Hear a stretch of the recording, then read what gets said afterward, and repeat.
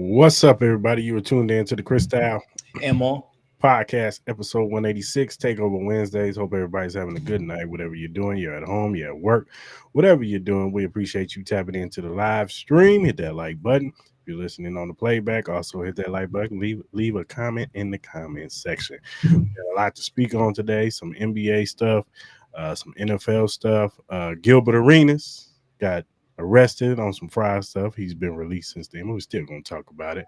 I'm gonna give y'all a rant on this damn Blade movie they keep talking about, and talk about SummerSlam, and of course, everybody's favorite segment, Maul's random news. But until we get into that, Maul, how are you feeling, sir? I'm feeling good, man. Feeling good. Excited to do the episode tonight. I know we ran a little bit late, a little bit of technical difficulties, so we apologize. But overall, man, really excited. Hall of Fame game tomorrow, man. You know, football's back, man. Can't wait. I know this is the traditional. Everybody gets excited for the Hall of Fame game, but then we're bored of it by drive number 3. So, look, man, Unless you're a I'm gonna football enjoy. junkie. What's up?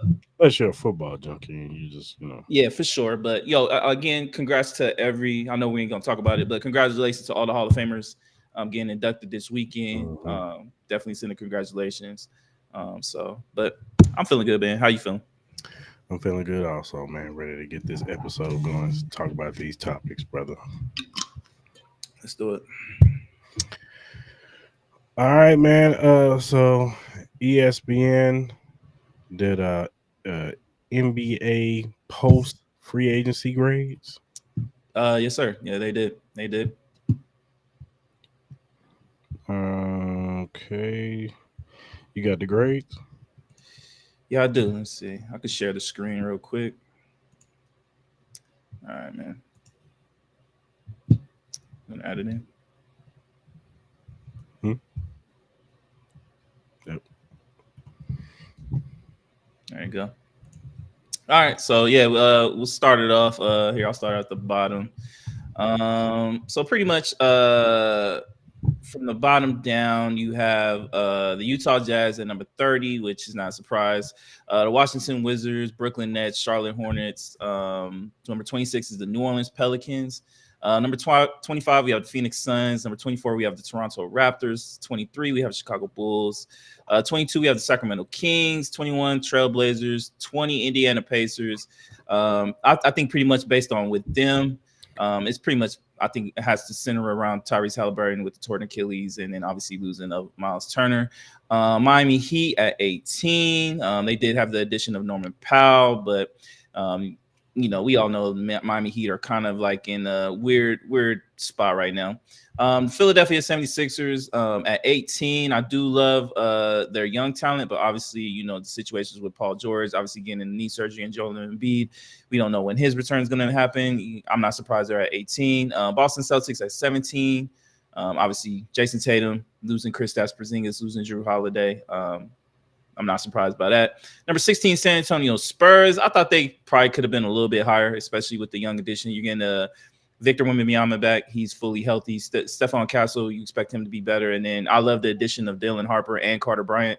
I think those two guys can have some impact with this young team. I wouldn't be surprised if the Spurs make a little bit of a leap. I probably would have had them above the Memphis Grizzlies, the Milwaukee Bucks, and probably right there.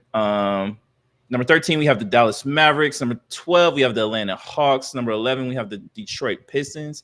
I probably would have swapped these two. I personally really love what the Atlanta Hawks did.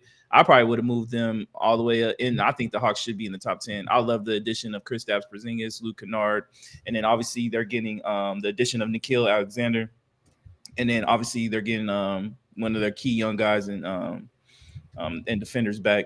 Heading into next year. So I think they should be a little bit higher. But this is when it gets really juicy for me. Obviously, you know me, I'm a Laker fan.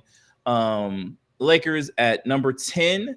You have the Golden State Warriors at number 9. You have the Orlando Magic at number 8.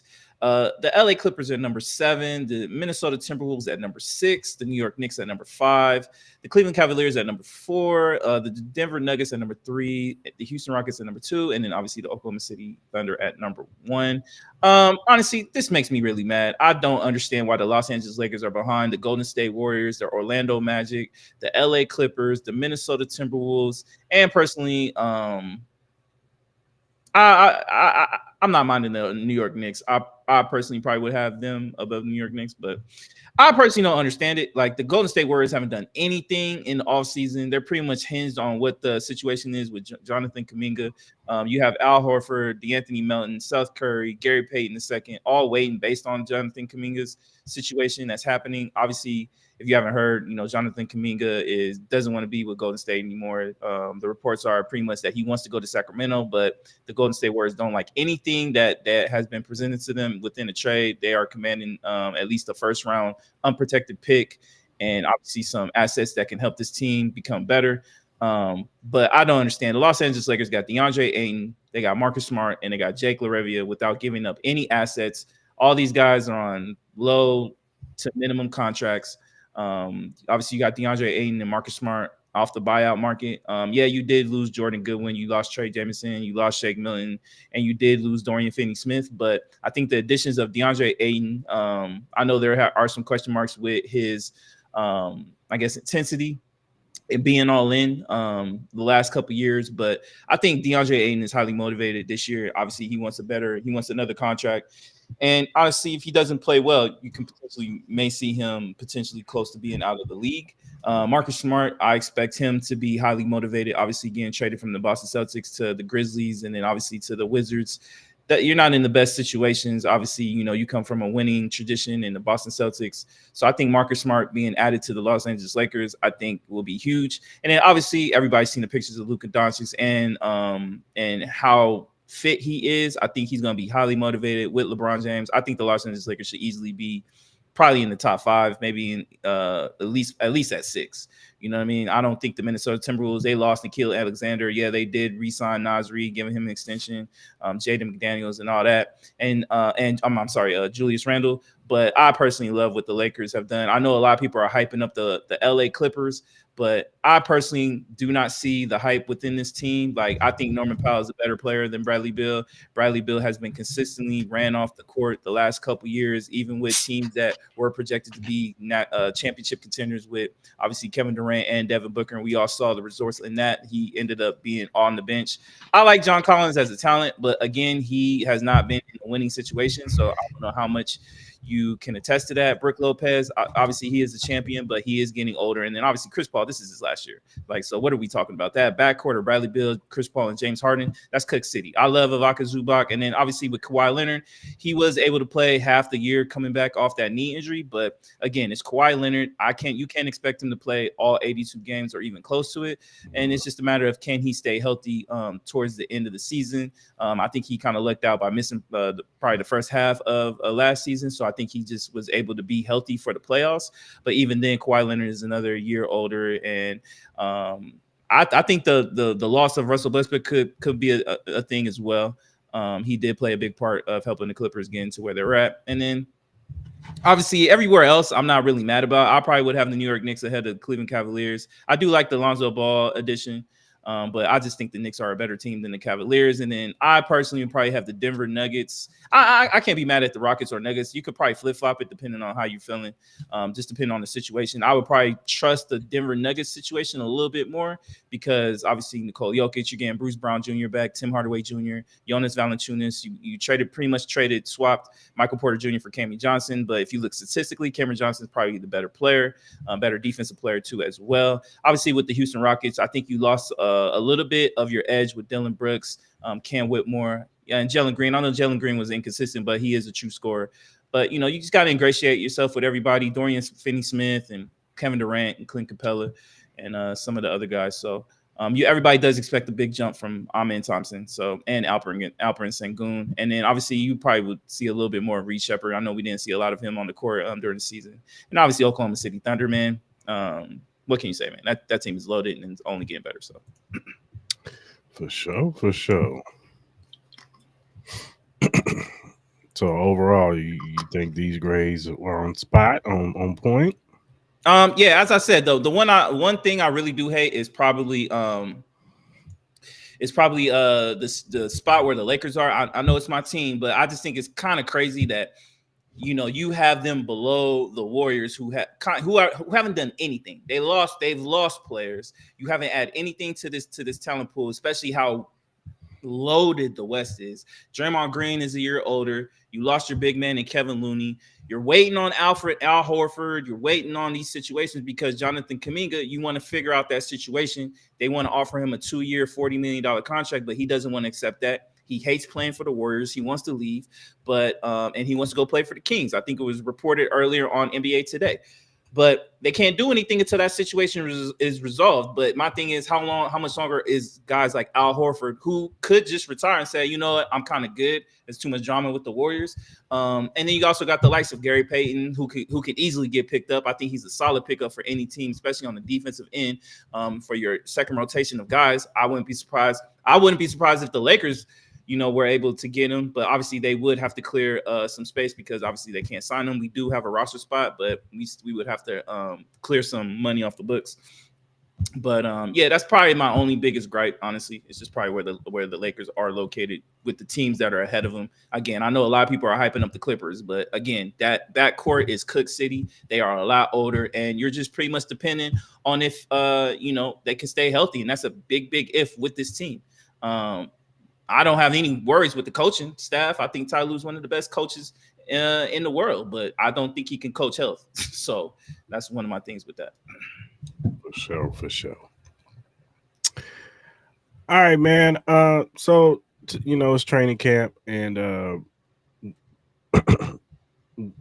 owner for the Browns, James Haslam, he spoke to the media, and they asked him about drafting Shedeur Sanders, and he said pretty much they thought it was good value, but then he kind of elaborated when it was suggested that he was the one who influenced the pick, and he said we have good process. Okay, if you had told me Friday night driving home, you are going to pick Shador, I would have said that's not happening, Haslam said. But we had a conversation early that morning, and then we had a conversation later that day. And I think we had the right people involved in the conversation. At the end of the day, that's Andrew Berry's call. Andrew made the call, pick Shador, just like who's going to start or what or what play we're going to call is Coach Stefanski's call, but that's Andrew's call that made the call. So, how do you feel about hearing the owner saying this? Is this fair? Is this foul? I just think it's unbelievable. At the end of the day, we all saw that front office face when they drafted Shedeur. It seemed like they were kind of forced into this situation. Mm. Because at the end of the day, we all question why did they go the route that they did with the way they drafted these quarterbacks. It makes no sense you drafting Dylan Gabriel and then you go ahead and draft Shedeur Sanders 2 rounds later. Like, it just doesn't make sense. And it doesn't put, obviously, if you pick Dylan Gabriel before Shedeur Sanders, you would want Dylan Gabriel to have a fair opportunity to not get overshadowed and to have a fair opportunity to learn the offense, get the reps that he can make, and then maybe develop him into being your starting quarterback. But then what you did is you just drafted Shedeur Sanders to undermine that whole decision, who has a bigger light on him, more of a fan base, more he's a more of a gravitational player that people are going to want to be around. You have a fan base that would want that because he had all the hype, especially with that last name. He's going to get a lot of support, especially you see what he's done within the community. You see what he's done in the Cleveland Browns community, and he hasn't even been there 6 months yet. He hasn't even played 1 snap, and he's probably made a bigger impact within that urban community than I think a lot of people would have anticipated. So I just don't think it helps either quarterback. I think so far when you've been looking in training camp, who's been killing? It's been Shedeur Sanders. He's been looking like he's been the better player. So you can't sit here and tell me from those faces from Andrew Berry, who did not look excited at all when that name got announced, and not sit here and tell me Haslam had no part in that. Come on, man. What are we talking about? This is the same guy that signed Deshaun Watson through his whole stuff and gave him a fully guaranteed contract. Are you trying to tell me he's not going to have no say in that situation at all, especially with the light that is shined upon that last name and Shedeur Sanders? Mm-hmm. Come on, man. What are we talking about? I can't believe that at all. Yeah, like I said, you know my stance on this whole situation. I felt like this was stupid. It was dumb. You pick Dylan Gabriel in the third round, and you turn around and pick Shedeur in the fifth round, talking about his good value. Would have been good value is you drafting Shedeur in the third, or even if you say you stick with Dylan Gabriel, and in the fifth round you pick a player that could possibly help Dylan Gabriel develop, that you can develop with Dylan Gabriel, whether it be a running back, whether it be a tight end, whether it be a wide receiver, or if you get another defensive player. I don't know, but or offensive lineman, but you guys decided to pick two quarterbacks, one quarterback that should have never got picked in the third round, and another quarterback who should have never dropped to the fifth round. So now you're in this conundrum, and now you might try to either trade one or you're gonna have to cut one. And it's looking like Dylan Gabriel's gonna get cut. So, or try to get some trade value for him, which I don't think you're gonna get much for him, because then teams are gonna be like, "Oh, you trying to get rid of him?" Because you know he's not that good. Because we didn't have a third round grade on this kid. Sorry, but we'll give you this 2028 6th round pick for him. I ain't about to give you nothing recent. So it's a mess, and they better pray their lucky stars that Shedeur, and we believe it is, but they better pray their lucky stars that Shedeur is the quarterback that they hope he is, and he ends up being everything we think he is. You know what I'm saying? Because this is gonna look bad on them at the end of the day. Nah, 100%. I low key think the Dolphins should be on the phone with the Cleveland Browns. I think you need somebody that can fit in, especially with Tua's head injuries. You just don't know how much longer Tua is going to be able to play football. You just don't know.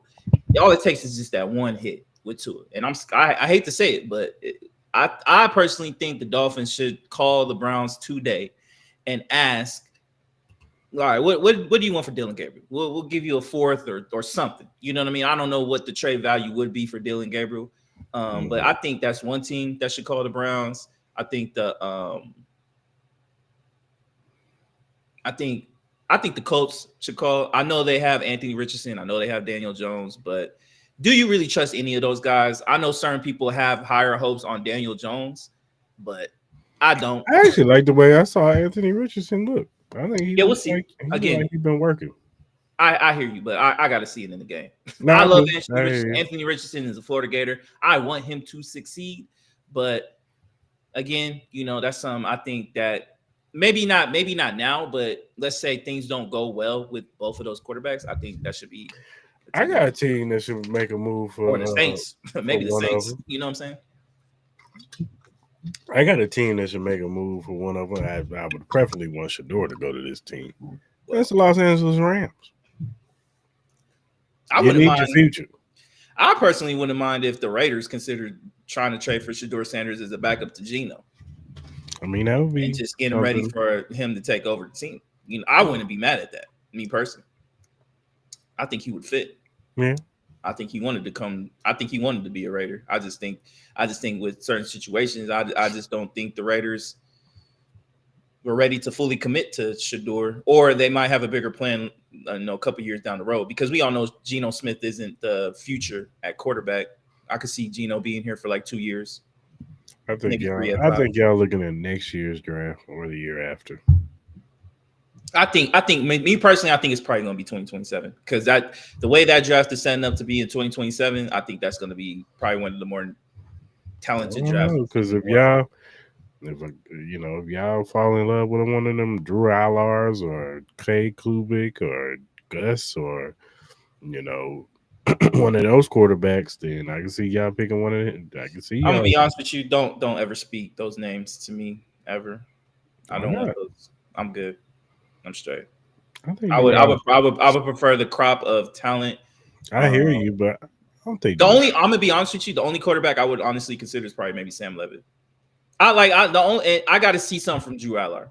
I think he could probably be the best one, but I have to see it to believe it. There's been a lot of stuff to be left to be desired. Like he does have the package as far as like the size and maybe the arm, but there are certain things that make me a little worried.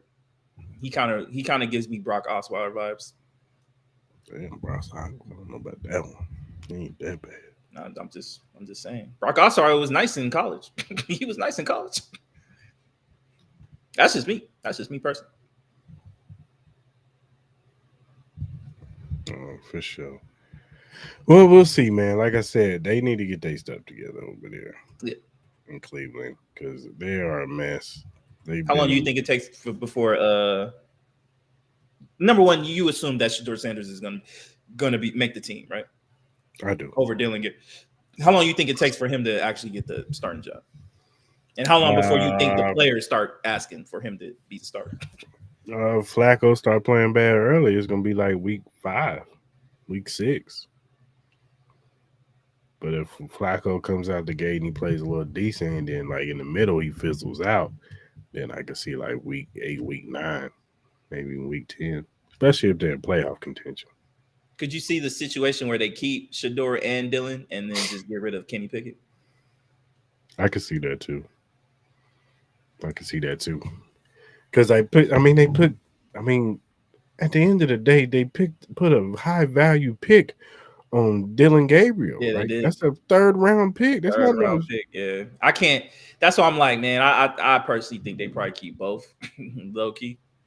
And I never understood why they traded for Kenny Pickett if he was gonna do all this. That's another thing too. I do not understand that at That all. was stupid. You Unless like unless if they're just trying to big up, unless if this is a situation where they want Shedeur Sanders to just trade value just to go up and then trade him and then maybe potentially maybe get whatever. a I second mean, round pick or something. whatever, but still. I have no idea what they're doing. I don't either. I don't either.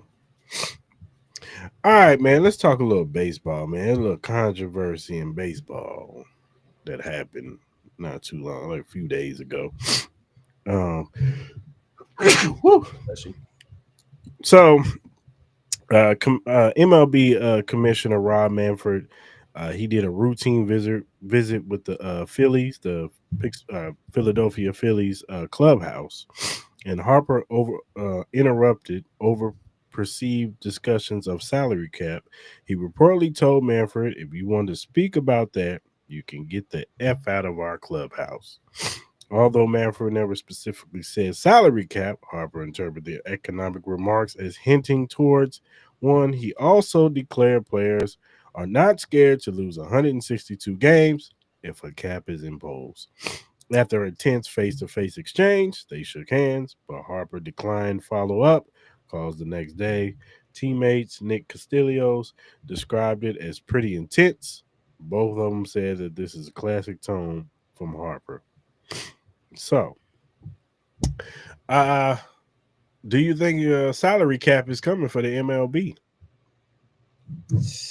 I don't know. Honestly, I don't know. This is gonna be kind of tough because if that's what they're trying to push, I don't know why. I don't. At the end of the day, I think with baseball, I know people are tired of the Dodgers collecting just a whole bunch of talent. Um, and then obviously, like Yankees, and I feel like the Red Sox haven't been as heavy on They're getting a whole cheap. bunch of That's because yeah, they cheap. yeah, they're cheap. So, and the Mets, Mhm. Phillies as well. Like I don't think it should be that big of a deal. Honestly, I think at the situation we've seen plenty of times where just because you have a big, large salary cap doesn't mean you're gonna end up being the best team. It's not like a situation where it's been consistently the Dodgers and the Yankees and the Phillies and the Mets who have won these World Series. We've seen small teams win it. You know what I mean? We've Yeah. seen, you know what I mean?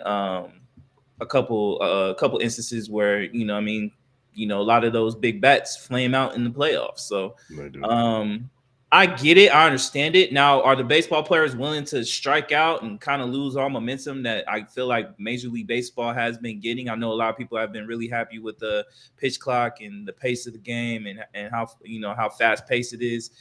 I've been hearing certain people on different podcasts who've actually been enjoying baseball a little bit more. I think even viewership might even be a little bit up. I heard a lot of positive things about the All Star game. I know I haven't really been checking out a lot of it, but I've heard a lot of positivity about it.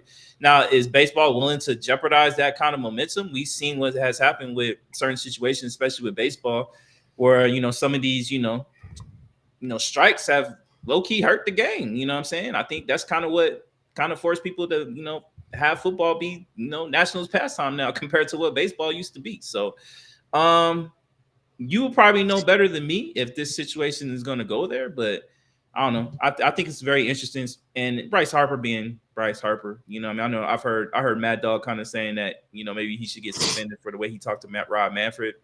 I don't know if that's gonna happen, but Bryce Harper is one of these guys who make $400 million and plus, who definitely does not want to see that. You know what I mean? Because it'll probably cut his money probably in half. So Yeah. Look, man, these baseball, we've all talked about it. The MLB baseball union is probably the best in all of sports. Um, so I believe Bryce Harper when he says they're not afraid to lose games, yeah. because these dudes are already making, boats loads of money, and their union is going to take care of them regardless. So Mhm. I don't think they too worried about having to strike out a season if they try to do a salary cap.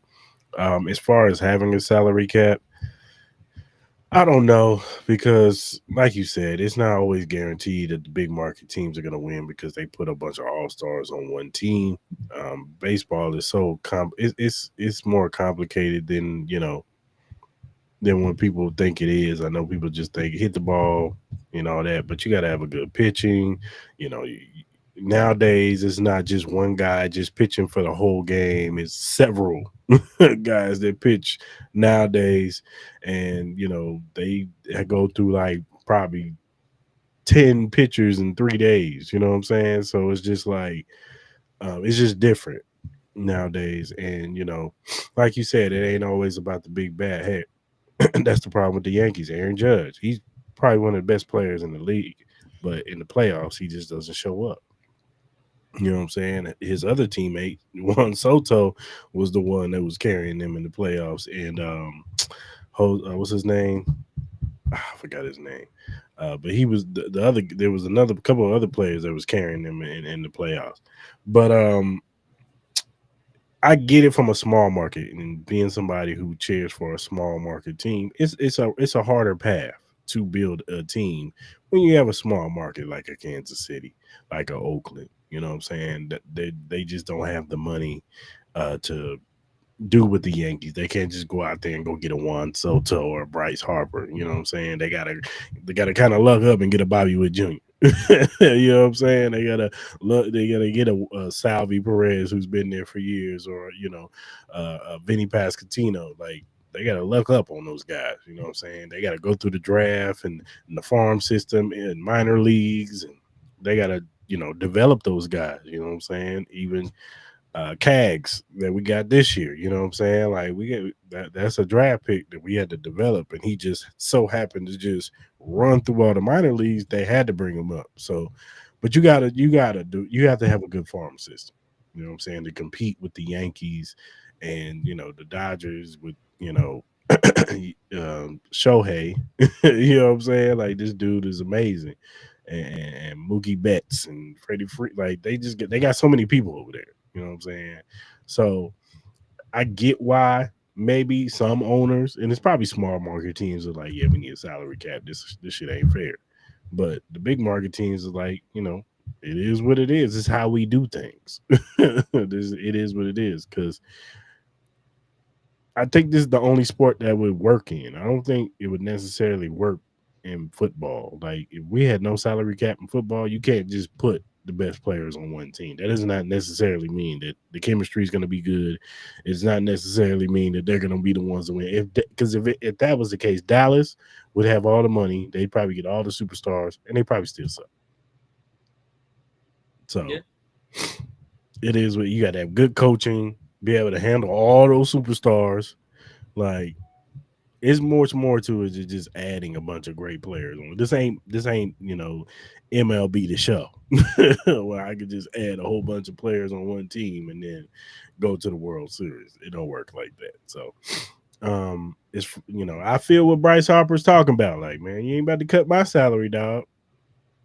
You know I what I'm feel you. saying? I feel you. I got a lifestyle to maintain, player. Yeah, I don't even think MLB should want that because I think having these all-star style teams, I think it's good for them. You know what I mean? Sells tickets. You know what I mean? And then obviously, I feel like that David and Goliath matchup is always nice. Yeah. You know what I mean? It's definitely a storyline to have too. So I don't know. We'll see. I don't think it's going to happen because I think this union wouldn't even allow it. I don't even think it. I think this is a non-starter for them. And then I just think Bryce Harper is pretty much just portraying how the players union probably feels about a salary cap. Yeah, for sure. I mean, now he ain't had to go there with Rob, man. He ain't got to Nah, cuss. I think he took it a little bit far, He but ain't got to cuss him out like that. you know what I mean? That's if anybody's going to take a big hit, it will be these big time superstars that are making over $400-500 million a year. You would have to kind of limit that in a sense. You know what I mean? Mm-hmm. So those 10-year contracts, I would assume be out the window. Yeah, for sure. For sure. All right, man. Let's talk about Gilbert Arenas, dog. Mhm.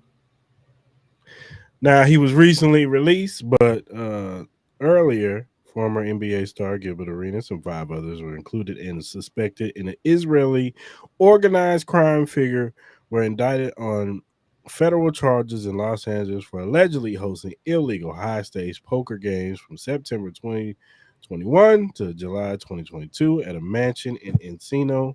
Charges conspiracy to operate an illegal gambling business, operating such a business, and making false statements to federal agents.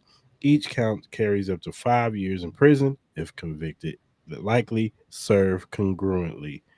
Uh, Allegedly, games involve pot limit, Omaha, and the operated included staff, chefs, valet, armed guards, and women providing drinks, massages, companionship with hidden rake and tip taxes.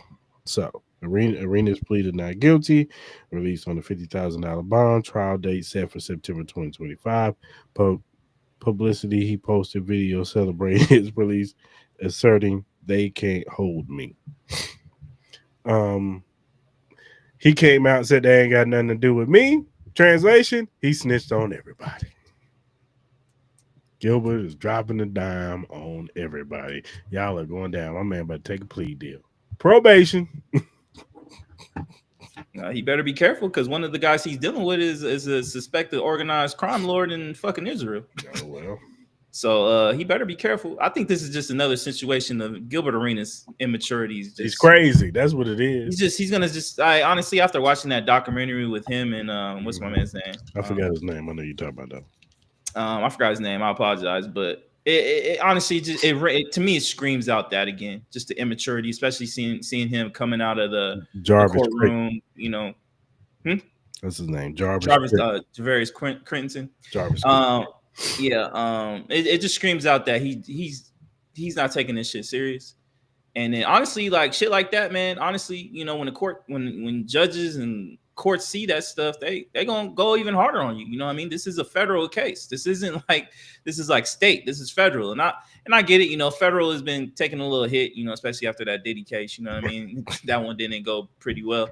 Obviously, we got to wait on that sentencing, which is in October. But I think Gilbert Arenas needs to be careful because at the end of the day, no matter what the situation is, he's either gonna piss off the government and the federal agents, or he's gonna piss off the people that he's doming out. Because if it's true that one of these guys is an organized crime lord for Israel, I don't think that's good either. So he needs to tread lightly and he needs to take this serious. And it's just another situation where his goofy behavior just keeps getting him in trouble and he keeps doing stupidity shit. He keeps saying that he's learned his lesson from the whole situation with the Wizards, but obviously he keeps putting himself like. I don't understand these NBA players, dog. You make so much money, but yet y'all keep trying to put yourselves in ignorant positions that put you in a situation where it either gets y'all in jail or ruins y'all reputation. I think they untouchable, man. And it's pure stupidity. It's pure stupidity. You know what I mean? We got these black athletes who keep doing dumb stuff that makes it look bad. And it's situations like this where it's just like y'all should have made way too much money for y'all to be doing this kind of dumb shit. I hate to say it, but Gilbert Arenas, and honestly, like I wasn't really a fan of him the way he came out of that court, acting like he can't be touched. I personally think homie at this point needs to take the 5 years and just go away. I don't want to see the brother go to jail, but at the end of the day, if you're not going to take this serious, like it's gonna come a point in time where it's gonna bite you in your ass again. Like you were blessed enough where you didn't receive any jail time for that whole gun incident in the locker room, which you easily could have been on. But now you want to laugh at jail time again? Good luck. Good luck. That's all I gotta say. Couldn't be me, but he about to snitch on everybody. I'm telling you right now, he dropping Careful, the dime on careful with everybody, that. and he about to get probation. Be And he gonna careful with be in that. witness protection program. He about to change his name. Be careful with that. That's all I gotta say. If he come up missing, you know what? All right, man. We're gonna take a quick commercial break, and we will be right back.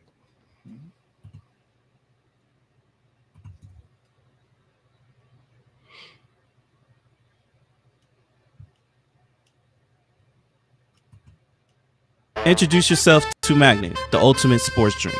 Are you ready to take your performance to the next level? Do you want a sports drink that eliminates the muscle cramps and fatigue when working out or training? Meet Magnet, the sports drink designed for athletes who refuse to settle for mediocrity.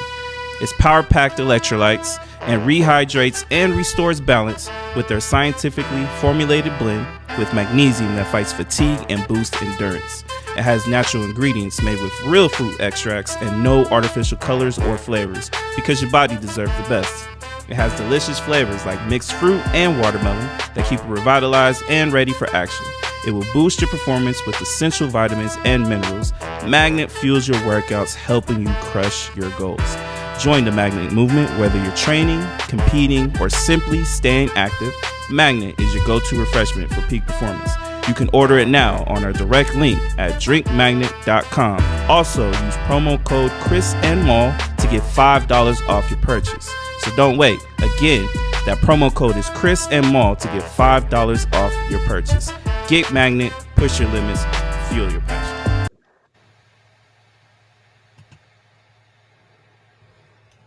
Alrighty then. All right, man. I ain't gonna be long with this, y'all. But you know what? I had to do this because I'm sick of this shit. Let me ask you something, Mom. Why is it taking so long for this damn movie to get made?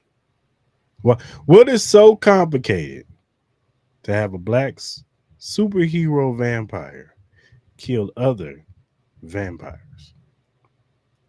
Why can't they make another script for that? Why is this Marvel movie having its problems? I swear somebody hates Marvel. I think somebody up top hates Blade, and they just doing whatever they want with Blade because you know why? Word to the wise for all you people out there. Blade is the reason why we have the MCU.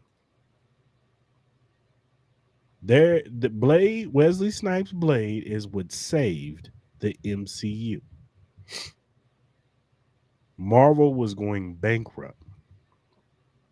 Blade came out and changed the whole trajectory. Actually got some good movies out of it. Fast forwarded, they announced Marshall Ali, and I like Marshall Ali.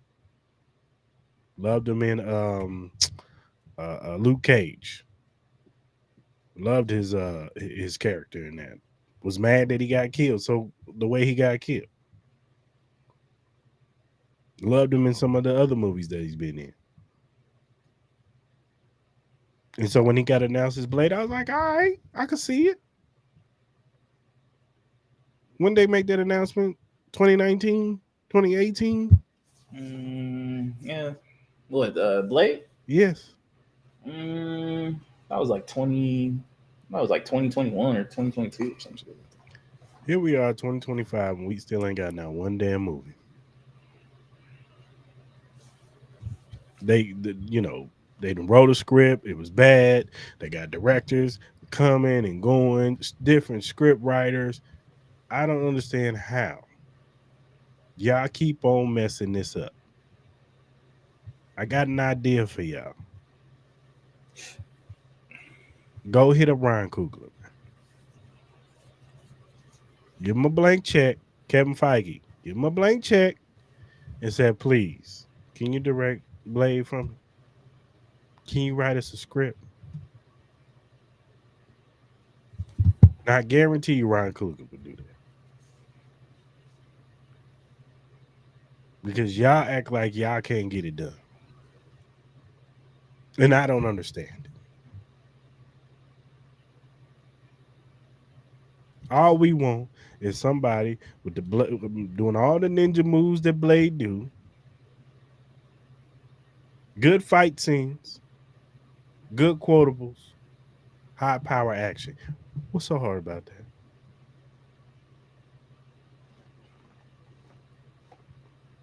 I don't get y'all. Y'all can come up with all this other stuff, but Blade is where y'all got problems.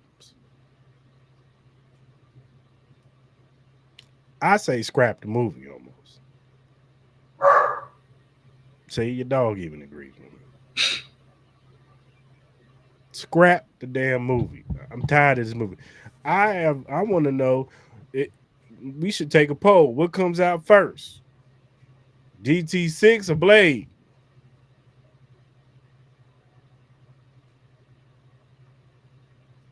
Some of GTA 6 will probably get a year before that. Or Batman 2. But yeah, I'm tired of hearing about this damn movie. I even saw some report saying that they're not like in no rush. There's no urgency to put this movie out. If I'm Mahershala Ali, I'm like, I'm good, y'all. Y'all can find y'all another Blade. I'm out. I've been waiting way too damn long for this shit. I think it'll happen. Yeah. In 2035. I think it'll come out before 2030. By that time, Mahershala Ali be old. I think it'll come out before 2030. I think maybe around 2028, maybe. Well, they need to get that shit together. Because this is getting ridiculous. Because they've been talking about this movie, and I'm sick and tired of hearing about this movie, them coming up with excuse after excuse after excuse on why it's taking so long for this damn movie to come out. I see a new report every week about Blade. You know, we in phase 4 of the MCU. Mm-hmm. Yeah. Secret Wars about to happen. Blade should be a part of it. But he probably won't because they ain't got no script for it. I'm sick of it. And I think they should just scrap it. Just throw it away. Sometime. All right. Vegas is drying conversation. What do you mean by dry? It's hot outside? What? No, dying. Oh, you said said drying. I said dying. Oh, I said dry. Oh, my bad. Vegas is dry. Vegas been dry for a long time, brother. That's no conversation about that. Nah. Now, obviously, we've seen it, man. Obviously, in social media, maybe in certain conversations that, Vegas is, slowly not doesn't have the aura like it used to. People are slowly not visiting and stuff like that. Me and you, who both work in the casino industry, I thought it'd be an interesting conversation for us to have if we think that Vegas is dying or if all this talk is just being exaggerated. So I was very curious to hear what your thoughts are on that conversation that's been going on. I don't think it's dying. I just think, certain sections and areas just ain't getting no like the business. I mean, I ain't gonna put out where our job, but where we work at, let's keep it real. Like, it's not like where we work at ain't made for a younger crowd. It's made for an older crowd. But if you go somewhere probably like the Circa, that's a young crowd type place. You got stadium swim, you got the big sports book. Now we got a sports book too. Most casinos got sports books, but I'm just saying they don't cater to young folks, and that's who does all the traveling. I mean, families do too, and this has never been a big family oriented place because that's who mostly takes trips: young people and families. This ain't California where you can take your child to Disneyland or Magic Mountain or Knott's Berry Farm. Yeah. Like, we ain't got nothing like that. I mean, we got what was it, Wet Wild Cow Brung Bake, whatever it's called nowadays. But they don't know about that. I know they about to do the Universal Studios, so maybe that brings in business. But I'm just saying, like, this has never been a high family. And then, but the economy stuff is high, man. People ain't getting plane tickets like that. Mm-hmm. Hotel rooms is expensive. And even if you get a deal on both of them, the food is expensive. I mean, if you go to a high end place on these casinos, you paying at least $3. And that might be one plate. So you gotta have money to come to Vegas. You gotta have money to come to Vegas, you gotta have money to live in Vegas. So I don't think it's dying. I just think that right now the economy is kind of messed up. So people are not doing as much traveling. But I think it'll pick up eventually. I think that, football season's coming back. Conventions are slowly coming back like they were. We'll be fine. All these sports teams that are getting developed. We get the baseball team coming in a couple years. Whenever the basketball team gets announced, that's really going to bring some people out. Baseball and basketball will really bring people out because that's more of a fan friendly type of sport to watch. Football is kind of difficult because, it's better on TV. That's a better watch on TV. But basketball, you're right there. The action's right in front of your face. Baseball, the aura of being in the baseball stadium is more of a, you bring your son, your daughter, your wife, you go get a dollar hot dog or whatever and watch some peanuts or whatever and watch baseball. So I think once the baseball stadium, all that stuff, I think the action will come back. So I don't think it's dying. I just think it's in purgatory right now. Yeah, I personally think that the reality is that traveling as a whole has slowed down to a degree in this country based on obviously certain situations that are going on. There reports, have already confirmed that, international travel has slowed down from the States. That does take an effect on that. Yeah. Obviously, we are starting to see the rise of prices due to, these tariffs and, that situation happening. So I don't even think we felt the full brunt force of these tariffs yet, because I don't even think some of these are really in fully effect yet. I think, they're still ironing out some of the details, whatever Trump is doing. So it potentially could get worse. I wouldn't say Vegas is dying. I just think I think Vegas is in a weird spot right now, because I feel like they need to find a new identity in a sense, because I agree with you. You don't, when people used to come to Vegas, you used to get more bang for your buck. You know what I mean? You used to get more quality with the dollar. You know what I'm saying? Whether it was with buffets, whether it was with comps, whether it was with your play, you would receive more benefits for that. And I just feel like, the reality is with some of these casinos, some of these casinos are making it a little bit harder to receive said benefits. You know what I mean? I think the Vegas city right now is kind of thriving off of the convention scene. We all see it. When conventions aren't popping, the city's hurt. When conventions is popping, the city's doing really good. Obviously, when we have events and stuff like that, I think the Beyonce concert was a hit for the most part. Depending on what casinos that you were working at, I think it was a hit. I think obviously once August and September and all that comes around and we get back into the flow of everything before the holiday season, I think Vegas will be fine. I do think Vegas needs to find its new identity, as far as like trying to attract more family oriented stuff out here. You also think Vegas is competing with a lot of these other places that have casinos. You know what I mean? Like obviously we've seen the reports of Jay-Z potentially maybe opening up a Caesar's Palace in New York City. That could change it a little bit. You obviously have, certain hotels and casinos in California with certain Indian reservations. You already have Atlantic City. You got National Harbor in Washington, D.C. You got stuff in the South, in Mississippi and parts of Texas. Internationally wise, you got stuff in Macau. And I can only imagine what Dubai is potentially going to do. So obviously, it's more of a competition.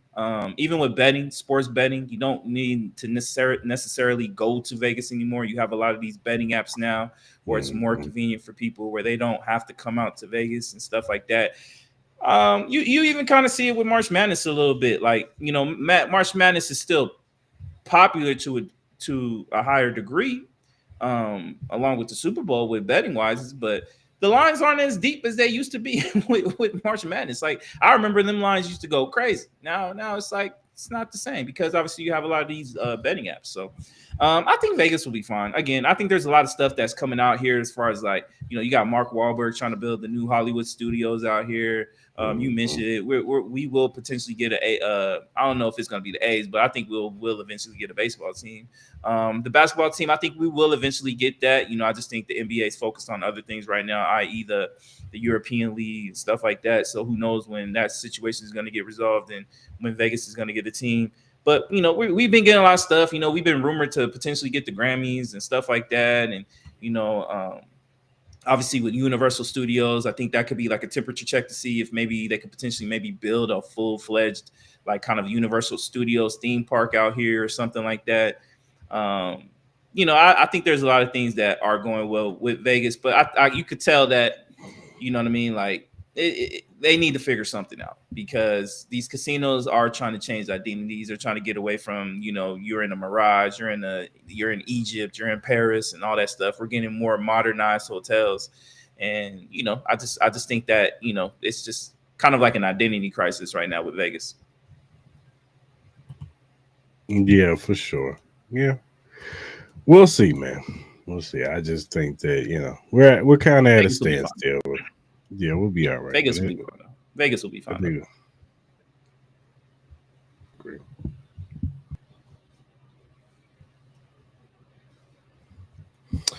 All right, man. Everybody's favorite spot, Malls Random.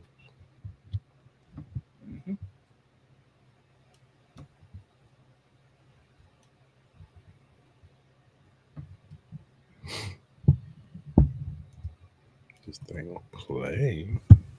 It is now time for Malls Random News.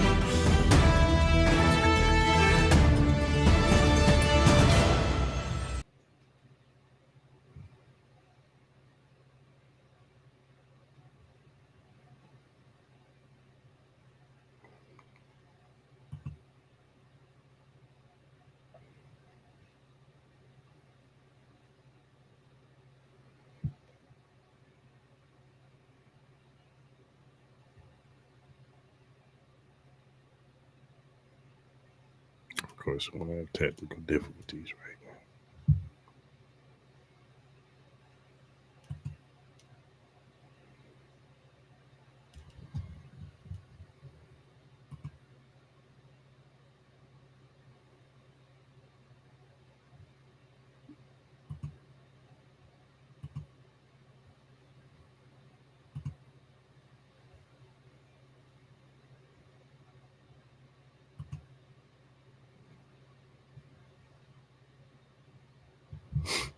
Come on, man.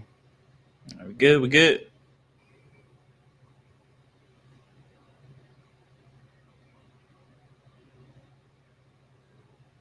Go ahead, man.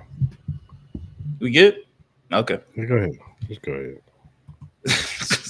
All right, man. Again, another week, random news, man. We ain't gonna keep it too long because I know things are getting a little late. But we got a couple topics here. So first off, Ryan Clark, he was on First Take earlier today, and he believes that Joe Burrow is by far the best quarterback in the NFL. He says Joe Burrow is the best QB in the world, and it's not a conversation. Obviously, you have the likes of Patrick Mahomes, Josh Allen, Lamar Jackson, Jaden Daniels. What are your thoughts with Ryan Clark, and who do you believe, which we already know who the answer is probably going to be, who the best quarterback in the NFL is? Man, I can't stand these people, man. I swear. Every year we gotta go through this shit. And it's Ryan Clark. I love Ryan Clark. Sometimes he just do shit just to be doing shit. Yeah. Like my man Joe Burrow ain't made the playoffs in the past 2 years. He's put up the numbers though. And yes, he has. And I give him that. And look, I like Joe Burrow. In my personal opinion, I think I know you probably disagree with me. But I think if I didn't have Patrick Mahomes, I would want Joe Burrow. Because I just think he has that killer mentality. That when it's fourth quarter, a minute left, I think that Joe got that in him. I really do. So give me Joe outside of Pat. But this by far, like he's just so ahead of. I'm just gonna put Patrick Mahomes over here. He's so far ahead of Josh Allen and Lamar Jackson. Mm-hmm. Like, come on, man, what are we doing? What are we doing here, man? Because he had one, and in that playoff run, I reiterate, he wasn't the reason why they was winning those games. The Raider game. There was a faulty touchdown that should not have counted in that game. As much as I can't stand the Raiders, they got robbed. We did. Wouldn't be the last time. And it still came down to a Derek Carr right at the goal line and probably should have won that game. That's true. I reiterate, against the Tennessee Titans, he wasn't the reason they won that game. It's because Ryan Tannehill decided to be trash that game. Because the defense of the Titans held their end of the bargain. All what's name had to do was not mess it up. I reiterate, in the AFC Championship game, Patrick Mahomes and the Kansas City Chiefs had their worst second half probably outside the Super Bowl. This past Super Bowl. They was up. They was smashing the Bengals. And then all of a sudden, it's like the aliens from Space Jam came, took all their powers. And they just looked normal. And he wasn't even the reason. It was more so bad Chiefs than good Joe Burrow. And even in the Super Bowl, there was a faulty touchdown that should not have counted because T. Higgins pushed off. That shouldn't have counted. And they lost said Super Bowl. And all we kept hearing is Joe Burrow's beat Patrick Mahomes in the playoffs. He hasn't done that since 2021. But he's the best quarterback. Yes, he is very talented. And I think he's one of the top 4, top 5, whoever you want, if you want to put somebody over him. But he's top 4, top 5, most definitely. But to say he's the best overall, just it's not even close. I ask you, Ma, what would he look like without a Jamar Chase and a T. Higgins? Can he elevate talent around him? Because we've seen Lamar do it. We saw Josh Allen do it. We've seen Patrick Mahomes do it. But can Joe Burrows, if you took away T. Higgins, if you took away Jamar Chase, could he get it done? No, we don't know. We don't know. We don't know. He came from a loaded LSU team. Mind you, he was at Ohio State and couldn't get on the field. And I'm not trying to dog him, but I'm just saying. But to say he's head and shoulders, it's okay to just say, look, he's one of the best quarterbacks in the league. But to say Head and Shoulders, come on, Ryan, you better than that player. You better than that. No, I love Joe Burrow, but he's tripping, man. he's tripping. He's tripping, dog. He's tripping. I would have Lamar Jackson over Joe Burrow. I would have Patrick Mahomes. And I'm not mad at that. I think the conversation really gets with Josh Allen and him. But then again, I'll probably I think that's a tough battle. But you probably have to side right now with Josh Allen because Josh Allen. Yeah, you have because he's been in the playoffs every year. Top seed too. Like they've been struggling. Bengals been struggling. You know what I mean? And I get it. You know, a lot of that, especially last year, a lot of that had to do with their defense. Like I get it statistically wise. That offense was probably the best offense in the probably majority of the season. Probably I would say probably behind maybe the Commanders and the Philadelphia Eagles. But I love Joe Burrow, but I think I agree with you. Like you can't even have an argument Jalen Hurts should be higher than Joe Burrow. You could have that argument too if you want to. I'm not mad at that. My man went to 2 Super Bowls and won one and beat Patrick Mahomes. Like, it's tough. But yeah, he does head. It's the head and shoulder. Even if you want to say Joe Burrow was the best, you could be like, it's close. But I personally would have Joe Burrow. I wouldn't even been mad at that either. But you know, it's just that I agree with you. It's just it's by far. I'm like, yeah, I don't think so. All right, next up, we'll keep it going. Obviously, you know, everybody's heard about the situation with Marcus Morris. You know, I mean, faulty checks happened in Vegas, and certain situations he did get arrested. He did call out Vegas, saying, "My last thing is fuck Vegas. To treat me like that was wild. I've gambled on that on that properties for over 10 plus years. We could have handled that mob style before that option. Never been in cuffs or part of any fraud shit in my life. It's going to stay that way. I don't need PR to do anything for me. This is for me, a man who built this career on morals and character, never running or dunking from anyone. If you know gambling, you can't take money out of the casino if you got a marker." What are your thoughts about the whole situation with Marcus Morris, and obviously with his comments that he made? I don't know, man. It ain't looking too good for you, player. Like I don't know what you was thinking, doing what you did, but I don't know, man. You in a bad situation, player, and it looks like you about to be going away for a long time. Yeah, we'll see. He was about to get a contract from ESPN for being on First Take and all that. I don't know what's going on. All right, next up, it's official. ESPN has officially cut ties with Shannon Sharpe. Happened early in the week. I think Uncle Shay made some comments that he was kind of hoping that they would have postponed it because he didn't want to distract any attention away from his brother, because his brother Sterling is getting inducted to the Hall of Fame. We all know how important that is for him as his brother, that he wants all the attention to be on him. So he kind of stated that. What are your thoughts? Do you agree with ESPN cutting ties, and then obviously what can you see Shannon Sharpe doing from here? He still does his podcast and his show with Ocho. So what could you possibly see him doing in the future? Well, I mean, he put this on himself at the end of the day. You know, look, you knew what you was doing when you was messing with that girl. You know what I'm saying? And if she's telling the truth, not telling the truth, regardless, bro, you put yourself in a dumb situation. I don't know why you even did that to yourself. It cost you millions of dollars. And, you know, a job that was sweet for you. You was doing good at it. You were pretty much the reason why you're the domino effect on why Fox is going through what they're going through. Which bring me back to my other thing. Fox, y'all need to be on the phone and get this man his own show.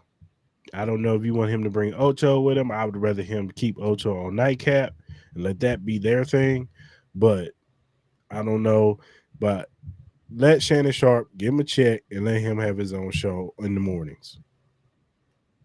Because if y'all want to compete with Stephen A., y'all got to get personalities that people want to see. Yeah. At the end of the day, y'all lost Joy Taylor. You've lost all these other people. You know what I'm saying? You still got first things first. You still got Colin Cowherd, which that's still gonna bring the money in because at the end of the day, those two are the best shows on the network. Even when Skip and then was still after Shannon had left, even when Skip was there, that was still the best two shows. So they're not going anywhere.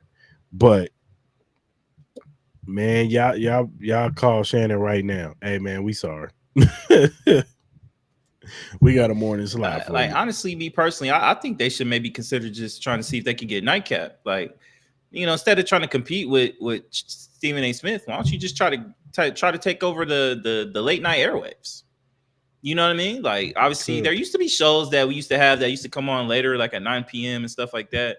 Why not have like a late night sports talk show? You know what I mean? I don't see why that wouldn't hurt. I think they should consider doing that. Like, throw the money at that. Obviously, I think Shannon will be fine. Like, obviously, he needs to control his horniness in a better manner. Because he's had two instances in the past 2 years that just has not been good looks for him. We all root for Shannon, but just control your horny, bro. Control your horny. We would never have. We wouldn't be going through this. All right, next up, Clarissa Shields was on Ariel Hawani's one of his shows, and obviously, she's entering to her free agency period. She made a quote that she says, "I believe that I should be getting paid $5 to $15 million to fight." Now it's like, how do I get that? Who has the best deal? If they're willing to pay me over these big fights, I'm willing to fight whoever, as always. Do you agree with her price range, and who could you potentially see maybe willing to pay that for Clarissa Shields? She better hope the Turk got it because ain't nobody paying her that money. I'm sorry. You don't have the opponent on the other side to get that type of money. Yep. Unfortunately. I'm sorry, Clarissa. I'm always down for get what you're worth. You know what I'm saying? If you feel you worth 15 million and unfortunately we can't get a machine to put Layla Ali in a machine to make her your age. So y'all can get the dream fight that we really want because I'm telling you right now, I don't want to see you fight a 47-year-old Layla Ali. I don't care if they do give you 15 million. All money ain't good money. Mm-hmm. And I kept telling you, me and Ma have said it. That's gonna hurt you more than it hurts her. She solidified. She come back and get whooped on, even if you beat her bad. It's not gonna look bad on her. They ain't gonna be like, oh man, Layla Ali, her. You know what they're going to say? Oh, she beat a girl that was 47 years old and who haven't fought in 17, 18 years. Yep. And then if she comes back and looks good and whoop your ass, that's really going to look bad on you. You let a woman come back who ain't boxing 18 years, is 47-year-old. Yeah, that pretty much just kills your whole legacy right there, honestly. It's done. It's a wrap. Anything that you built up is crumbled. You would have to retire. It'll be a wrap because nobody's gonna want to book you. You'll be fighting in the Chitlin circuit again. Yeah, I agree. Does she deserve 15 million? She would if there was a more deeper pool of contingents, but. I personally just don't see it happening, honestly. But get your money. Hopefully you get it though. I'll be rooting for you though. Yeah. Next up, obviously we all know Madden 26 is coming out next Thursday. I'm excited. Hopefully Madden, does a whole lot better than what college football is doing because to this day I need my money back for that. Like EA, I don't know what you did to that game. I'm highly disappointed. But Madden 26 did release, the rookie ratings, and it got a little bit of controversy. So from the top 10, you have number 10, you have Maxwell Harrison at 78 overall rating. Number 9, you have Mikael Williams at 78 overall rating. Number 8, you have Jade Barron with another 78 overall rating. Number 7 is Kenneth Grant with a 78 overall rating. Number 6, you have Jalen Walker at 79. Number 5 is Will Campbell at 79. Number 4 is Mason Graham at 80. Number 3 is Abdul Carter, 81. Number 2 is Ashton Genty at 83. And then number 1 is Travis Hunter at 84. So you say, what is the problem with this list? Well, there is a key name that's not in the top 10. And you know who that might be? The number 1 overall pick, Cam Ward, who has an overall rating of a 71. And guess who is ahead of the number 1 overall pick? Cam Scatterboo at 73 overall rating. So, after reading these ratings, what is your thoughts with Cam Ward having such a low ranking and not being in the top 10? Ocho Cinco, what you doing, man? You bugging. You bugging, man. I don't, how you had the number one overall pick of 7 lower than Travis any Hunter, of these guys? Look, have him tied with Travis Hunter. The only person that's the only person Maybe he should if be that, under, but I in think my have opinion. them tied. Have them both at 84. Come on, man. Have them both at 84. Yeah. This is insane. What are we doing? Cam Ward with a 71 overall rating behind Cam Scatterboo? What are we doing? That shit is insane. What? Bro, that has to be a typo, bro. Like they had to mess that up. Y'all like There's no that? way. Y'all like Cam Scatterboo that much? He ain't even the starter on his own team. Especially with some of these guys like Mason Graham. I think Mason Graham will be good, but there was a lot of conversations about him in the draft, whether it was with just like there was question marks behind him. You know what I'm saying? Like it's just kind of crazy. And even Will Campbell, everybody was kind of talking about him having short arms and you know what I mean? It's just like, let's just be real, dog. If what's the name didn't tell his patella tear injury, Joshua Simmons would have been starting left tackle. 100%. Let's just get real. It's 100%. No, you're right. Madden, you're bugging.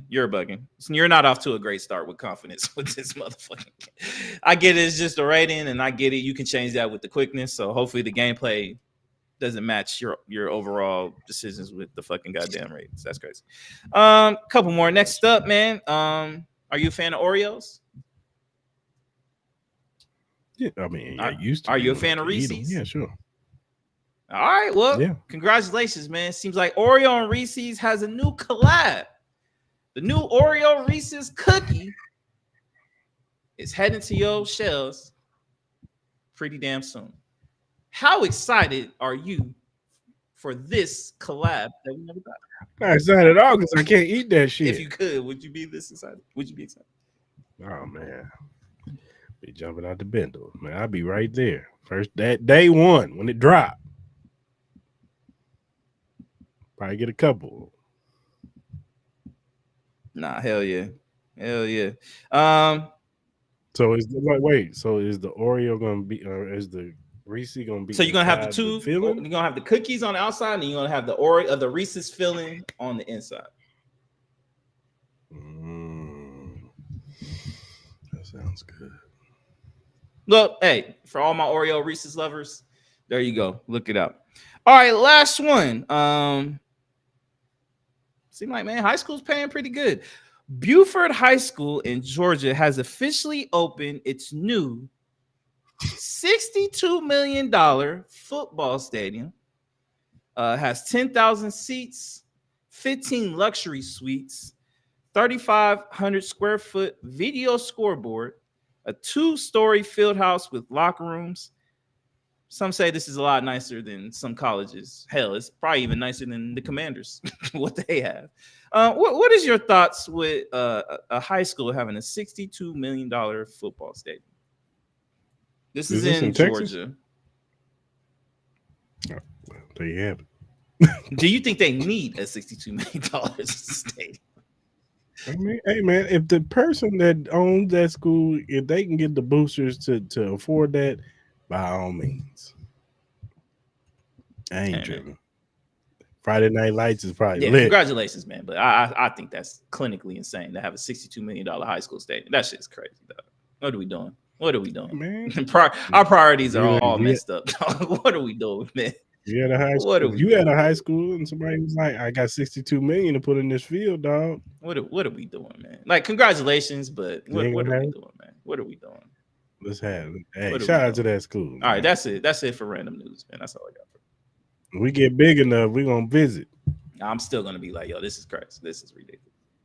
State of the art. Look at this shit. This looks better than NFL. Crazy. All right, man. Gen Z is at it again, dog. It's always somebody who comes out and tries to have a discourse with stuff that we cherish from our past. So Ari Lennox, and look, Ari Lennox is a very talented young lady. Like some of her music. You know what I'm saying? She used to be with Jim Dreamville. She's not on there no more. But she had some type of recording. I don't know if it was her live stream or whatever, where she talked about Martin bagging on Pam and how she felt like, you know, it was a scar on black, dark skinned black women, and just just started a whole discourse of people talking about how, when he used to clown on Pam, that it just seemed like it was more of a scar to black women and dark skinned black women, and it just downed them. And then, you have the other side saying, well, Martin bagged on everybody. And even Pam was the only one that really bagged back. She didn't back down. She wasn't like just, and furthermore, he never talked about her skin color. He would call her BDB because she may have nappy, the kitchen in the back of her head. Call her, she had horse hair, or she was some type of animal. But she would make fun of his height. You know what I'm saying? And other things like that. And Martin would bag on everybody. He'd even bag on Gina, call her head was big and all this other stuff, and her lips. So, how do you feel about this discourse, man? This is the stupidest thing I've ever heard. I'm gonna be honest with you, and I hate to be insensitive. If you got mental issues and mental problems and trauma from a show that was established in the 90s, who hasn't had an episode for over 20 years, and you're in 2025 worrying about a Martin and Pam discourse where you think he talked about dark-skinned black women, I think you need help.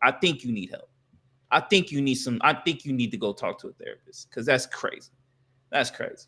Like, there's nothing that Martin said that I think that was disparaging to dark-skinned black women. And then on top of that, it's like you looking at Pam as like a sympathetic figure. Pam was going just as hard on Martin as Martin was going on Pam. What are we talking about? She held her own. And then honestly, there were sometimes she low-key killed him a little bit. You know what I mean? Some of them back and forth. You know what I mean? So, like, at the end of the day, I'm like, this is a show that was in the 90s that has not been on or hasn't had any new episodes for over 20 years. I get it. We've gotten reruns.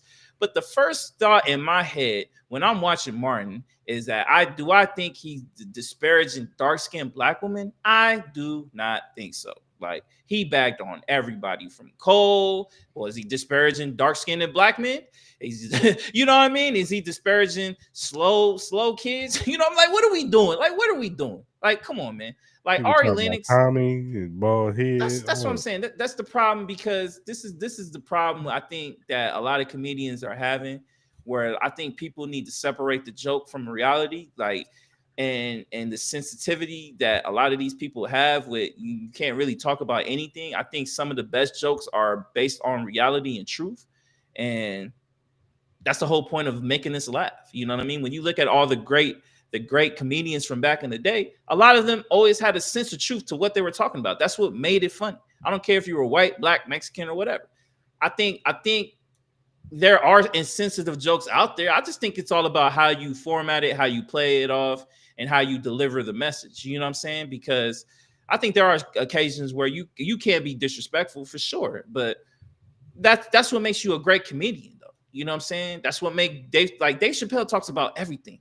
Mm-hmm. And a lot of the stuff that he does talk about, you could take offense to it, but I just think with the delivery and how he kind of goes about telling the story of whatever the joke is, you kind of find the laughter in that, because you kind of see the truth in it. You know what I'm saying? Mm-hmm. But for Ari Lennox to think about a Martin and Pam discourse on dark-skinned black women in 2025, I think is crazy. And if you really believe that, please go seek some therapy and work whatever issues you think you may have on that, because I think this is crazy, and I don't even understand why we're having a discourse and conversation. It sounds like you're bored. Yeah, sounds like we all know that Ari Lennox, she kind of has this thing where she feels like she has to be the victim in something, and all prayers to her, but to take this and try to make it to something that it ain't, And even people in the comment sections I've seen talk about it. It's like, bro, this is a comedy show from the 90s. Things were different back then. Jokes were flying. This is how we used to roast on each other in high school. Did we forget that? Soon as you walk in the lunchroom, about 4 or 5 dudes roasting you. You better have your jokes up. Come on, man. What are we doing, man? It's Martin and Pam, dog. We really having a real discourse on the Martin show. Like, And what are she we doing? even debunked it when they asked her about it. And she said, look, man, that was just our thing. It was never, I never felt like, oh, it was. She said there was even times when they asked him to say some stuff about And it. he didn't want to do it. He was like, nah, I'm good. I can't do that. Come on, man. And we all know Martin loved his sister. He loved black women. Like, nah. Put a lot of people on the map. Yeah. Martin put a lot of people on the map. Yeah. He did. He's one of the main reasons why a lot of these comedians had the platform that they were able to have on. Yeah. You know what I'm saying? Like, you got to think about Def Comedy Jam. You got to think about the Martin Show. Like, Martin was a true pioneer to the comedic game. You know what I mean? Like, I think he even did some. Didn't he even do Comic View too? There wasn't even a host on Comic View too. No, he wasn't on Comic View. By that time he was big time in the movies. But I could have sworn I thought he did some. I could be wrong, but some of his movies. But either way, though, he had his own specials. Martin, You So Crazy, and no. I thought he did a little thing on Comic View, but because I know he was pretty much the big host on Def Jam and stuff like that. But overall, at the end of the day, though, like, I think Martin has done more than enough to uplift the comedic talent pool of Black comedians, female or male, to have this kind of weak discourse. Like, this is insanity. Like, this is 2025, and you're sitting here having a big ass think piece on a show that was made in the mid 90s. Like, what are we doing? Like, this is crazy. Like, Ari Lennox, like, you make an album, huh? What are we doing? Like, the victimization shit of, you doing this does not help anything at all. Like, even if the reality was that Martin did have some kind of, like, kind of satire, like joking about, dark-skinned Black women. It's a show in the 90s. You gotta get over that, man. Like, it's a show that's not even on our airwaves on a new basis at all. You know what I'm saying? Like, I just think this is crazy. Yeah, for sure. All right, man. So Monday afternoon, I went and saw Fantastic Four. I did my Superman review a couple weeks ago, so I figured I'd do my Fantastic Four review. So this is no spoilers, of course. I'm not gonna do that to y'all. You know what I'm saying? So you go watch the damn movie for yourself. You want to know all the action stuff. So I'll say this: I think it was a good movie. If we're gonna do, I'll do a comparison from Fantastic Four to Superman because they're both superhero movies, right? Superman had more action and it was more lighthearted. So if that's your flavor, you're gonna like that movie better.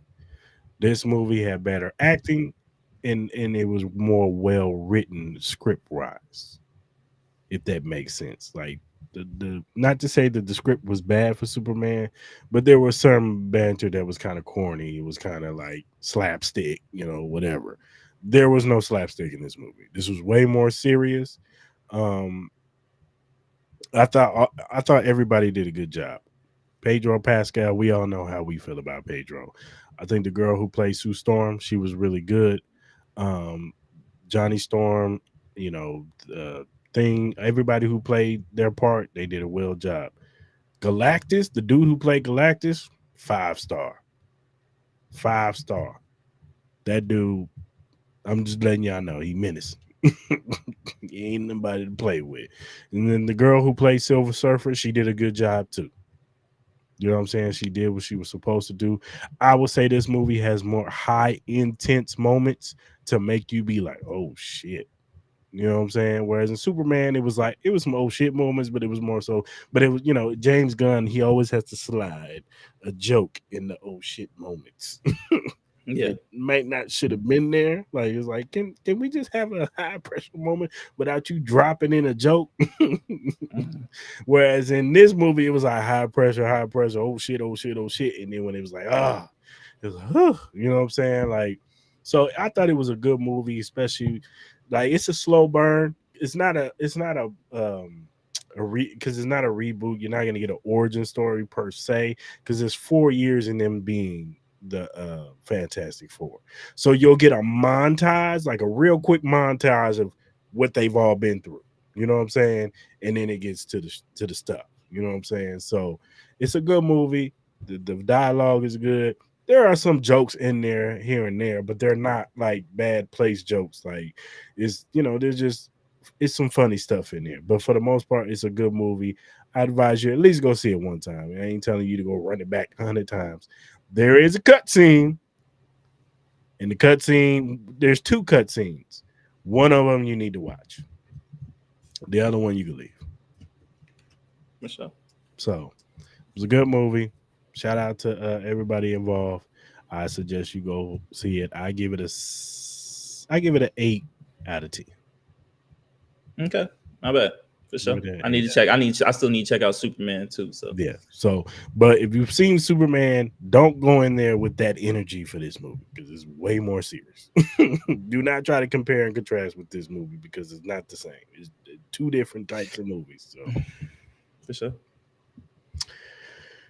all right, man. This weekend we got SummerSlam, dog, and it's a 2-night event. Now, from the card that we have with these 2 nights, it's already looking like it's gonna be better than WrestleMania. So next year, WrestleMania in Vegas, y'all need to step y'all shit up, dog. I'm just saying. So night one, we got Sami Zayn versus Karrion Kross. They've been in a feud for a while now. Karrion Kross was kind of like trying to get under Sami Zayn's skin, trying to tell him that you're putting on this facade like you're a good guy, but you're really not. You're evil. Let that evil out. Sammy's been sick of him. He beat him at, I want to say Money in the Bank, but then Karrion Kross beat the hell out of him like the next night. He's been beating him up. Finally, they get a match at SummerSlam. I think Karrion Kross is going to win this match. I think that they're trying to give him a push. So, but I wouldn't be surprised if Sammy won. But I think Karrion Kross is going to win this match, maybe by, something bad happening, or he doing something illegal. But I do think Karrion Kross is going to win this match. The next match is the only match I don't give a damn about. I'm just going to let y'all know that right now. Jelly Roll, yeah, I said it. Jelly Roll, the singer, Randy Orton versus Logan Paul and Drew McIntyre. Now, this match was almost in jeopardy because my man Drew McIntyre was having visa problems in the UK. He almost couldn't make it, but he made it this morning, so he will be in the match. Honestly, I don't know who the hell's going to win this match because I really don't care. Hopefully, I think Drew and Logan Paul should win this match, personally. But I think they're going to WWE it, and so they can have a moment and let Jelly Roll win the match somehow. But I think Logan Paul and Drew McIntyre should win. That's just me. Then we got Raquel Rodriguez and Roxanne Perez. They are the women's tag team champion versus Charlotte Flair and Alexa Bliss. Charlotte Flair and Alexa Bliss have been tagging lately. They're starting this little storyline where they're like becoming friends. And, Charlotte Flair always reiterates we're not friends, but they're becoming friends. They, she's hugging on her. They doing stuff on, doing little funny skits and stuff like that. So honestly, I don't know who's going to win this match. I think Raquel and Roxanne is going to keep their belt, but I wouldn't be surprised if they pull the trigger and give it to Charlotte Flair and Alexa Bliss. So either or, I'm fine with. And then you have the women's match: Tiffany Stratton versus your girl, Jade Cargill. Man, Jade's about to win the WWE Women's Champion. Man, they setting up the stage. They want her to have the belt on. Tiffany's run has been kind of meh. Mm-hmm. But Jade Cargill, she's a superstar, regardless of what people think of her in-ring skills. I think that she's a superstar, and the belt will look good on her. So, and maybe we'll get a program with her and Bianca Belair with that. So we'll see. And then, of course, we got Gunther versus CM Punk for the World Heavyweight Championship. If they don't pull the trigger on CM Punk to win this damn belt, I don't know when they're going to do it. Now, some are speculating they think Seth Rollins is going to come out and cost him the match, which that'd be funny since he's injured and he's on ice right now. But I think CM Punk's going to win this match.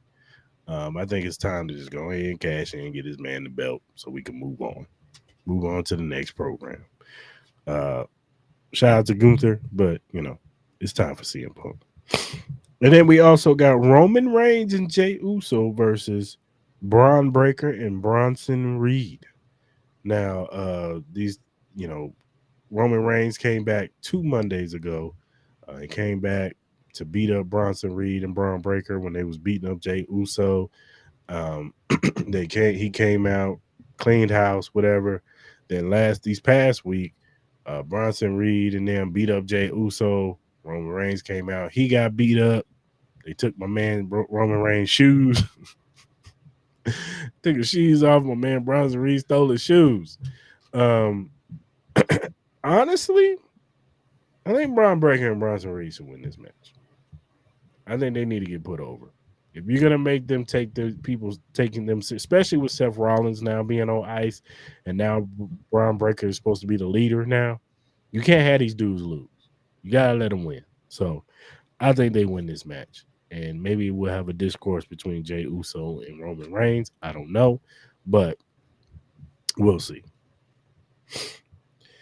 Then night 2, we got Dominic Mysterio versus AJ Styles. Honestly, I don't know what direction they're gonna go in this match. I could see AJ winning this match, but I could also see Dominic Mysterio keeping his belt. And somehow, I think they're trying to segue away into where we get Dominic Mysterio versus Finn Balor, and that will be ultimately the destruction of Judgment Day. But we'll see. We'll see. But I'm gonna roll with AJ in this one. Somehow, some way, he gets one over Dominic and wins the match. Then we got for the and that's for the Intercontinental Championship too. And then Becky Lynch and Laura Valkyria, they've been going back and forth. Finally, we get this match. This is going to settle everything. I think Laura Valkyria is definitely going to win this match. She's going to beat Becky. This is the passing of the torch. Both of them are, I think, Irish. So, this is her idol. They're beefing right now, but this is her idol. This was her way of passing the torch to her to make Laura a bigger star. And in this feud, she has become a bigger star. She's allowing her personality to come out a lot more, even though that last promo she did was terrible. But still, she's becoming a bigger star. She's starting to have a little bit more edge to her. So then we get Solo Sikoa, Jacob Fatu for the United States belt. I think Jacob Fatu is going to win this match, but I don't know because I also can see Solo winning because, the number game, all these people, all the new, they're not called the Bloodline. They're called the My Family Tree. That's the name of the faction now. Solo Sikoa, I said not Tommy Tonga, the other Tonga brother, Tyler Tonga, what's his name? Jeff Mateo or JC Mateo. So I think those dudes are gonna come out and cost Jacob Fatu the match. I could also see another Jacob Fatu getting some help, and this will set up some Survivor Series where I have Jacob Fatu's team with Jimmy Uso and a couple of other Usos versus the other Usos on the other side. So then we got, which might be match of the night, Naomi versus Io Sky versus Rhea Ripley. Now Naomi cashed in the Money in the Bank at a couple weeks ago. She cashed in, and she ended up becoming Women's World Champion. So now this is why we have this match. Naomi has to win this match, or you did what you did for no reason. That's going to take all the stamina and momentum out of Naomi. You have to keep the belt on her.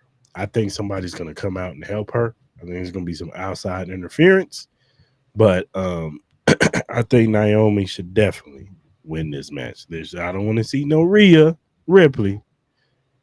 I love Io, love you, but Naomi should win this match.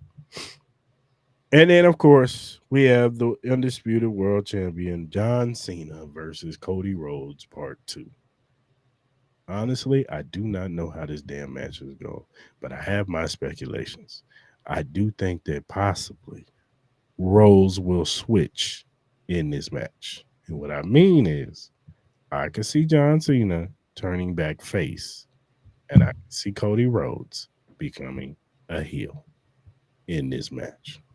He kind of teased it a little bit last Friday when he did some kind of heelish type of stuff to John Cena. And John Cena was kind of looking like lost. And he's been doing this thing where he's looking like, his mind is like he's conflicted. Like you feel like he's doing something wrong. Like, and Cody's been kind of crossing over, like, hitting people upside the head with the belt and doing stuff like that. And I just think eventually the turn is going to come and we're going to get Homelander Cody Rhodes. I think Cody wins this match and becomes undisputed champion too. So those are the 2 nights of SummerSlam. Check them out, Saturday and this Sunday. Oh, also, WWE has announced that they have got a deal with Fandango. So if you want to watch WWE any PLEs in the movie theater, bam. What's up? You know what I'm saying? So if you can't make the WrestleMania next year, take your ass down to the movie theater. That'd probably be a crazy experience if I was wrestling in the movie theater with all these people and shit. It probably would be. Probably be a dope experience. Mm-hmm. All right, man. You got anything else? Nah, man. I don't have anything. Man, I don't have anything at all. My man said, "I'm tired. I'm tired. I'm tired. I'm tired, boss. I'm tired, y'all. I can't even lie to y'all."